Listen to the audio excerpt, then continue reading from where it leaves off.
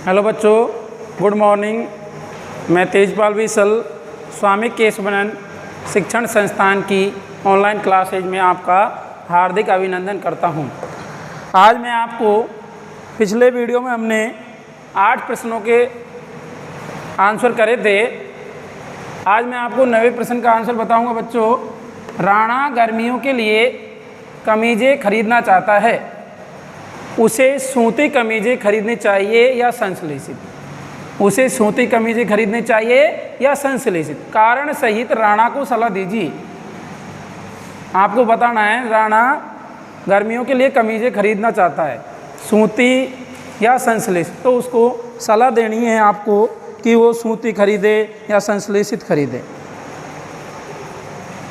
तो आंसर हो जाएगा बच्चों इसका, राणा को गर्मियों के लिए सूती कमीजें खरीदनी चाहिए, क्योंकि संश्लेषित कपड़े पसीना नहीं सूखते हैं और शरीर से चिपक जाते हैं, जबकि सूती वस्त्रों में हवा अंदर बाहर आसानी से आ जा सकती है, जिससे पसीना जल्दी सूखता है। होता क्या है बच्चों, जो संश्लेषित जो कपड़ा है वो हमारा क्या होता है, पसीना नहीं सूखता है और शरीर से चिपक जाता है। इसलिए हमें सूती वस्त्रों की अधिक खरीदारी करनी चाहिए। अगला प्रश्न है बच्चों हमारा 10वां प्रश्न है, उदाहरण देकर स्पष्ट कीजिए कि प्लास्टिक की प्रकृति असंक्षारक होती है। प्लास्टिक की प्रकृति कैसी होती है? असंक्षारक। यानी जो प्लास्टिक है वो क्या करता है, वो अभिक्रिया नहीं करता है किसी खाद्य वगैरह, जैसे हमारे कोई पानी है, वायु, जल। आंसर हो जाएगा बच्चों इसका, प्लास्टिक एक अभिक्रियाशील पदार्थ है। यह लोहे की तरह वायु, जल एवं अम्ल से अभिक्रिया नहीं करता है।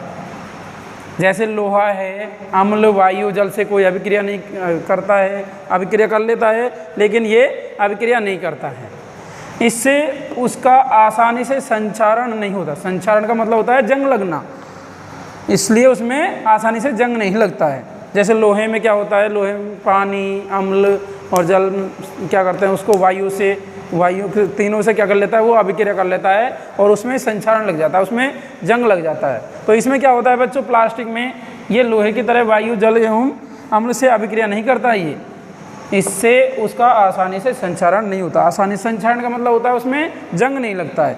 अतः हम अचार, दही, पानी व अन्य सामग्री को संचित करने के लिए प्लास्टिक के पात्रों का प्रयोग करते हैं।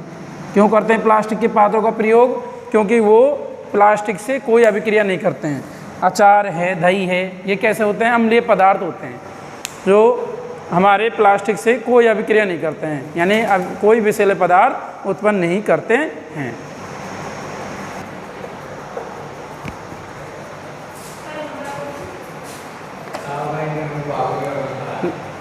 नेक्स्ट प्रश्न है बच्चों हमारा 11वां प्रश्न है, क्या दांत साफ करने के ब्रश का हैंडल और सूक, ब्रिस्टल एक ही पदार्थ के बनाने चाहिए? अपना उत्तर स्पष्ट कीजिए। दांत बनाने का ब्रश का हैंडल और जो सूक होता है उसमें जो कांटे लगे होते हैं, मजबूत जो रेशे होते हैं। आंसर नहीं, दांत साफ करने के ब्रश का हैंडल और सूक एक ही पदार्थ से नहीं बनाने चाहिए। ब्रश का हैंडल किसी खाद्य पदार्थ से बना होना चाहिए ताकि ब्रश को पकड़ना एवं चलाना आसान हो। इसके विपरीत ब्रश के सूक मजबूत एवं लचीले रेशों के बने होने चाहिए, जिससे कि अपन जो दीवार पर उसको चलाएं तो उसमें रगड़ नहीं लगे। 12वां प्रश्न है बच्चों हमारा, जहाँ तक संभव हो प्लास्टिक के उपयोग से बचिए। जितना संभव हो सके प्लास्टिक के उपयोग से बचिए, इस कथन पर सलाह दीजिए। आंसर हो जाएगा बच्चों इसका, प्लास्टिक हल्का, प्रबल एवं चिरस्थायी होता है, परंतु यह जैव अनिम्नीकरणीय पदार्थ होता है। जैव अनिम्नीकरणीय पदार्थ होता है, अर्थात प्राकृतिक प्रक्रियाओं के द्वारा सरलता से विघटित नहीं होता है। इसलिए इसका प्रयोग करते समय 5R सिद्धांत को ध्यान में रखना चाहिए। 5R सिद्धांत को मैं अभी बताऊंगा आपको। हेलो बच्चों, 5R सिद्धांत के बारे में बता रहा था आपको। उपयोग कम करिए, जितना हो सके प्लास्टिक का उपयोग कम करिए, पुनः उपयोग करिए। पुनः उपयोग हम किस प्रकार कर सकते हैं उसको, भाई जो फैक्ट्रियों के जो हमारे जो टूटी हुई प्लास्टिक है उसको हम कबाड़ी को बेच सकते हैं, और कबाड़ी को बेचने के बाद क्या करते हैं हम, कबाड़ी क्या करता है उनको फैक्ट्रियों में भेज देता है, फैक्ट्रियों के माध्यम से हमें वो दोबारा से प्राप्त हो जाता है। पुनर्चक्रित करिए, पुनः प्राप्त करिए, और उपयोग ना करना। उपयोग ना करना ये तो बहुत ही अच्छी बात है, लेकिन उपयोग कम करिए आप जितना हो सके। 5R सिद्धांत हो जाएंगे बच्चों। उपयोग कम करिए, पुनः उपयोग करिए, पुनर्चक्रित करिए, पुनः प्राप्त करिए, और उपयोग ना करना। तो ये 5R सिद्धांत है, ये हमारे 12वें प्रश्न का आंसर हुआ बच्चों। अगला प्रश्न है बच्चों हमारा 13वां प्रश्न है, कॉलम ए के पदों का कॉलम बी में दिए गए वाक्य खंडों से सही मिलान कीजिए। कॉलम ए में दे रखे हैं आपको पॉलिएस्टर, टेफ्लॉन, रेयान, नायलॉन, और कॉलम बी में दे रखे हैं आपको कास्ट लुगदी का उपयोग कर तैयार किया जाता है, पैरासूट और मोजा बनाने में उपयोग किया जाता है, नए चिपकने वाले भोजन बनाने के पात्रों के निर्माण में उपयोग में लाया जाता है, और चौथा है कपड़े में आसानी से बल नहीं पड़ते हैं या सिलवटें नहीं पड़ती हैं। तो मैंने बताया था बच्चों आपको पॉलिएस्टर से बने जो कपड़े होते हैं उनमें क्या होता है, उनमें सलवटें नहीं पड़ती यानी बल नहीं पड़ते हैं। तो इससे हो जाएगा बच्चों, इसका किससे हो जाएगा, कपड़े पॉलिएस्टर का हो जाएगा बच्चों, कपड़े में आसानी से बल नहीं पड़ते हैं।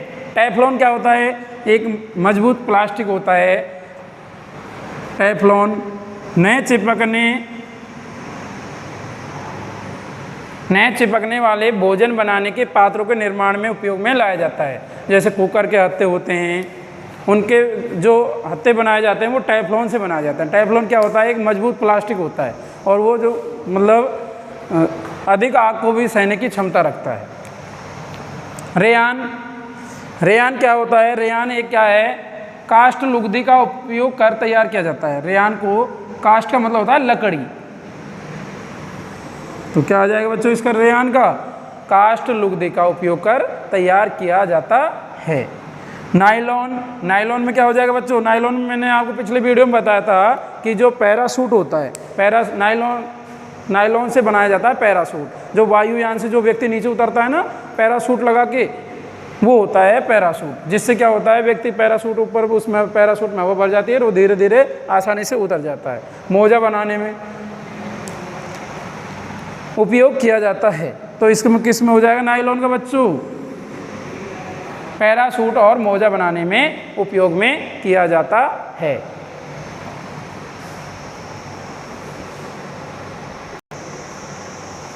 हेलो बच्चों, नेक्स्ट प्रश्न है हमारा प्रश्न संख्या 14। संश्लेषित रेशों का औद्योगिक निर्माण वास्तव में वनों के संरक्षण में सहायक हो रहा है। टिप्पणी कीजिए। संश्लेषित जो रेशे हैं उनका औद्योगिक निर्माण में वास्तव में वनों के संरक्षण में किस प्रकार भूमिका निभा रहे हैं वो। तो आंसर हो जाएगा बच्चों इसका, संश्लेषित रेशों का औद्योगिक निर्माण वनों के संरक्षण में सहायक हो रहा है, क्योंकि इसके लिए पेड़ पौधों को काटने एवं जीवों का शिकार करने की आवश्यकता नहीं होती है। यानी पेड़ पौधों को काटना और जीवों को मारने की क्या है, उनके लिए क्या कर रखा है, उनको लिए मारने के लिए पेड़ पौधों को काटना और जीवों को मारने के लिए प्रतिबंध लगा रखा है। 15वां प्रश्न है बच्चों हमारा, यह प्रदर्शित करने हेतु एक क्रियाकलाप का वर्णन कीजिए कि थर्मोप्लास्टिक विद्युत का कुचालक है। आप एक प्रैक्टिकल के द्वारा समझाइए कि थर्मो जो प्लास्टिक है, प्लास्टिक मैंने आपको दो बताए थे कितने प्रकार के होते हैं बच्चों, पिछले वीडियो में 2 प्रकार के, थर्मोप्लास्टिक और थर्मोसेंटिंग। तो थर्मोप्लास्टिक विद्युत का कुचालक है। आंसर हो जाएगा बच्चों इसका, थर्मोप्लास्टिक विद्युत का कुचालक होता है एक सेल के धनात्मक और ऋणात्मक भागों को तारों से जोड़कर उसके साथ बल्ब और थर्मोप्लास्टिक की वस्तु को जोड़ने पर बल्ब नहीं जलता है। क्या होते हैं बच्चों, हमारा जो सेल होता है, हमारा जो सेल होता है उस पर ऊपर उस पर पीतल की टोपी होती है, उस पर क्या इसका चिन्ह होता है प्लस का, और नीचे जो रुपए का सब वो होता है उस पर होता है माइनस। हमने क्या करा, हमने एक तार को तो बल्ब से जोड़ दिया और दूसरे को थर्मोप्लास्टिक से जोड़ दिया। तो हमने जब ये दोनों तारों को लगाया तो क्या हुआ, भागों को तारों से जोड़कर उसके साथ बल्ब और थर्मोप्लास्टिक की वस्तु को जोड़ने पर बल्ब नहीं जलता है। हमने क्या करा, एक तो बल्ब ले लिया, एक थर्मोप्लास्टिक ले लिया, तब बल्ब हमने जोड़ा तो क्या हुआ, बल्ब नहीं जोड़ता है। क्या होता है, बल्ब नहीं जलता है। परंतु इस प्रयोग में थर्मोप्लास्टिक की वस्तु हटा देने पर अब क्या है, अब हम इसमें से थर्मोप्लास्टिक हटा देते हैं तो क्या होता है, बल्ब जल जाता है।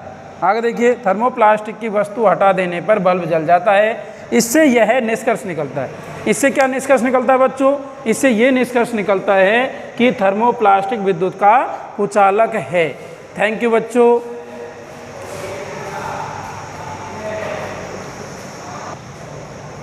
ठीक है बच्चों, अध्याय 3 के अभ्यास प्रश्न समाप्त हुए।